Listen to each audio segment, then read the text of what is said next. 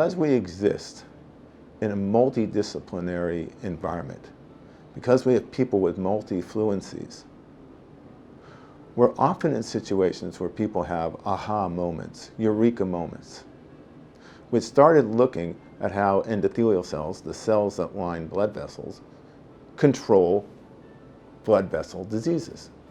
In fact, we and others touted the idea that the health of a blood vessel was directly related to the health of the cell that lines the blood vessel. When that blood vessel is diseased, it is because its lining is diseased. And the idea, therefore, in some of our very early work is first we could define blood vessel disease by looking at the health of its lining. And then second, we reasoned that if the lining was diseased, dysfunctional, denuded, and removed, then perhaps we could give back healthy cells and restore blood vessel health. In fact, we showed that. One of my other mentors, Dr. Judah Folkman, had that eureka moment. And he said to me, you know, if that's what you're doing for blood vessel diseases, realize that cancer is also a disease that involves blood vessels. Cancers rely on blood vessels. And maybe those blood vessels of cancers and tumors are not simply supplying blood as highways, but maybe they are in fact delivering not just nutrients, but healthy endothelial cells to keep cancer in check, or they are responsible for when cancer metastasizes.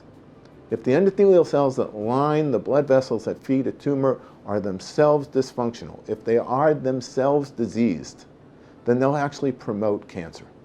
It's a brilliant idea. It's the idea that blood vessels are living systems lined by cells, and it's no accident that there are cells on those tubes that feed tumors, because themselves do things. And so what we started working on while Dr. Folkman was still alive was to show that the blood vessels that feed tumors feed also endothelial cells. And when the endothelial cells are healthy, the tumors are kept in check, and when the endothelial cells are dysfunctional or diseased or absent, the tumors grow wildly. We showed that. Wonderful students at MIT worked on those ideas with us.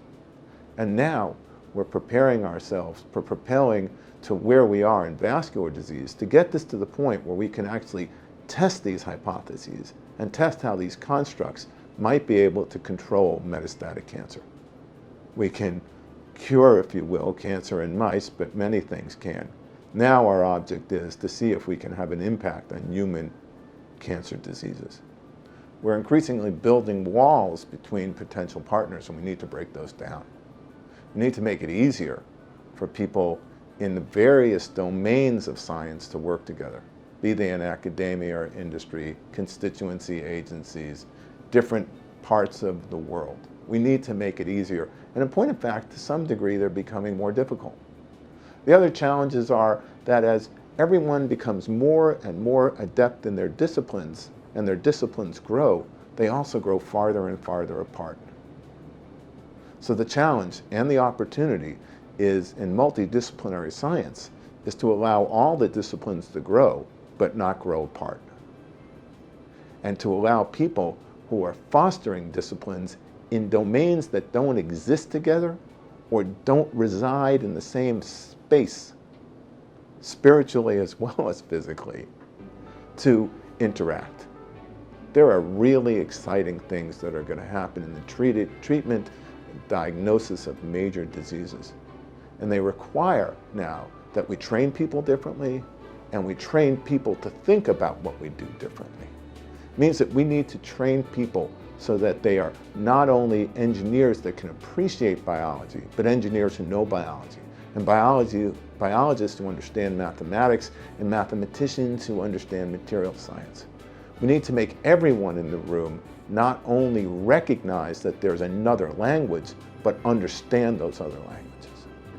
And that requires that we have a little bit of patience. It means also that we be willing to support those endeavors. That can only be done by bringing everyone together. And that's the exciting thing about being at MIT. It's the exciting thing about being a part of ILP. And it's the exciting thing about having access to partners outside the walls of academia.